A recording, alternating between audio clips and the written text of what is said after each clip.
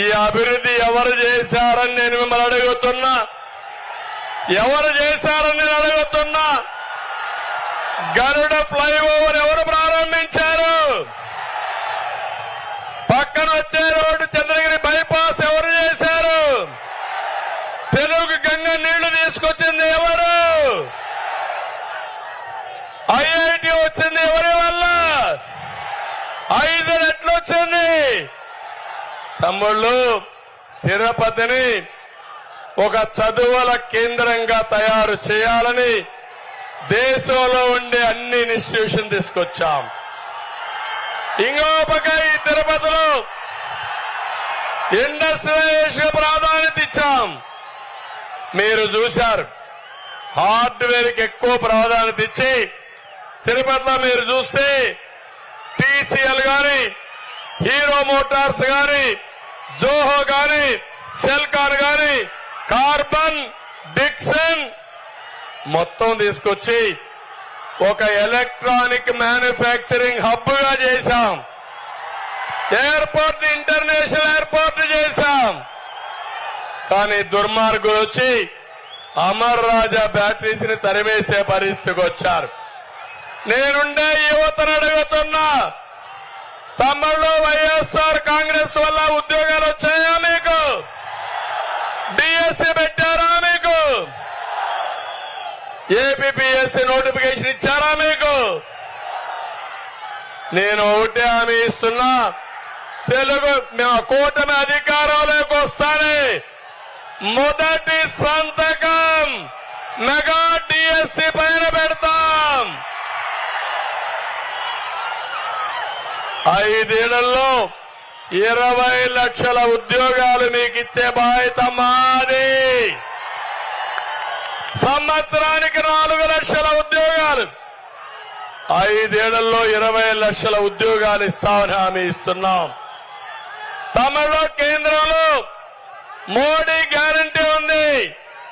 రాష్ట్రంలో ప్రజాగళం ఎన్నికల మేనిఫెస్టో ఉంది. సూపర్ 6 ఉంది. ఇవన్నీ కూడా అమలు చేస్తే డబల్ ఇంజన్ సర్కారుతో ప్రజలకు న్యాయం చేసే బాధ్యత మాదని మీ అందరికీ హామీ ఇస్తున్నా. ఇది కాకుండా తిరుపతి ఒక పవిత్రమైన పుణ్యక్షేత్రం.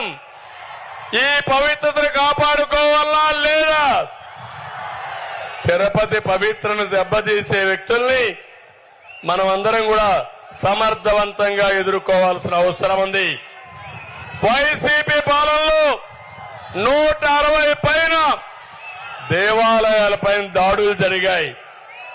అర్చకుల పైన దాడులు జరిగాయి. దేవాలయ ఆస్తుల్ని కబ్జా చేశారు. భూములు కొట్టేశారు. దేవాలయాల పవిత్రత, ప్రజల మనోభావాలు దెబ్బతీశారు.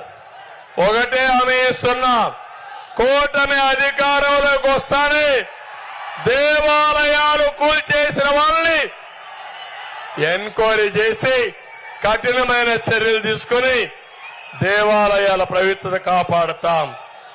అదే సమయంలో వార్షిక ఆదాయం 50,000 పైనుంటే అలాంటి ఆలయంలో అర్చకులకు 15,000 ఇస్తాం. 50,000 కంటే తక్కువ ఉంటే 5,000 నుంచి 10,000 ఇస్తాం. ఇది కాకుండా పురోహితులకి, వంట బ్రాహ్మణులకి కులవృత్తిగా గుర్తిస్తాం. బ్రాహ్మణ కార్పొరేషన్ మళ్లీ బలోపేతం చేస్తాం. బ్రాహ్మణ కోఆపరేటివ్ క్రెడిట్ సొసైటీని బలోపేతం చేస్తాం. నేను ఈ రోజు తిరుపతిలో హామీ ఇస్తున్నా, వెంకటేశ్వర స్వామి సాక్షిగా మీ అందరికీ హామీ ఇస్తున్నా, తిరుమల తిరుపతి దేవస్థానం మొదలుకొని అన్ని దేవాలయాల్లో బ్రాహ్మిన్స్ ని ట్రస్ట్ బోర్డు మెంబర్ గా వేసే బాధ్యత మాదని మీ అందరికీ హామీ ఇస్తున్నా. తమిళలో ఇక్కడ బీసీలు ఉన్నారు. మీకేమైనా న్యాయం జరిగిందా వైఎస్ఆర్ కాంగ్రెస్ హయాంలో?